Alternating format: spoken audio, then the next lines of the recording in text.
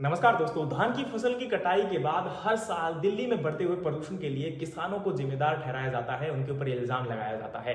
लेकिन इस बार आंकड़ों की कहानी, आंकड़ों की जुबानी कुछ अलग ही कहानी बयां कर रही है और ये कहानी को जरूर सुनिएगा जरा। सबसे पहले बताना चाहता हूं कि पंजाब के अंदर इस बार केवल 415 पराली जलाने की घटनाएं सामने आई हैं। दूसरी तरफ हरियाणा के अंदर केवल 55 घटनाएं हैं, यूपी के अंदर 660 घटनाएं। यहां पर थोड़ा सा बढ़ता हुआ आंकड़ा नजर आएगा, लेकिन पंजाब में पिछले 6 साल के मुकाबले सबसे कम घटनाएं इस बार हुई हैं। दूसरी तरफ राजस्थान, दिल्ली और मध्य प्रदेश के अंदर घटनाएं बिल्कुल ना के बराबर हैं, यानी कि 0 हैं। अब 6 साल का अगर आंकड़ा देखें हरियाणा, पंजाब और यहां पर 2 राज्यों का, तो आपको नजर आएगा कि 95% घटनाएं या इंसिडेंट्स कम हो चुके हैं पराली जलाने के। इसके बावजूद दिल्ली का जो आंकड़ा है प्रदूषण का, वो कुछ इस प्रकार से नजर आपको आएगा। जरा देखिए, यहां पर आपको समझ में आ रहा होगा कि प्रदूषण का स्तर पिछले सालों के मुकाबले दिल्ली में बढ़ गया है। इसका क्या कारण है? इसका कारण केवल यहां पर पराली जलाना नहीं था। मैं पराली जलाने को कभी भी सही समाधान नहीं मानता हूं। मैं हमेशा कहता आया हूं कि इससे हमारी मिट्टी और हवा दोनों प्रदूषित होती है, लेकिन सरकार की सही नीतियां और किसानों की सही सोच के साथ इसके ऊपर हमने लगाम लगा ली है।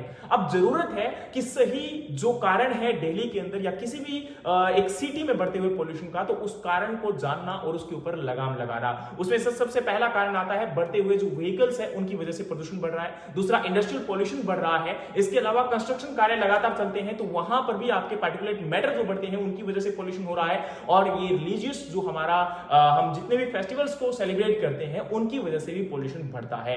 और अब यहां पर किसी भी रिलीजियस कम्युनिटी को या हिंदू धर्म को, मुस्लिम धर्म को अपने आप को ठेस पहुंचाने की जरूरत नहीं है। हमें सब लोगों को मिलकर सोचना पड़ेगा, क्योंकि ये पर्यावरण, ये जितने भी रिसोर्सेस है, हवा, पानी, हमारे बच्चों ने हमें उधार दिया हुआ है और हमें उनको ब्याज सहित वापस अगर लौटाना है तो हमें सब लोगों को मिलकर इसके ऊपर काम करना पड़ेगा। क्योंकि ये जो खराब प्रदूषण होता है ना, वो ये मत सोचिए कि एक दिन की वजह से क्या हो जाएगा, एक घंटे की वजह से क्या हो जाएगा, ऐसा नहीं है।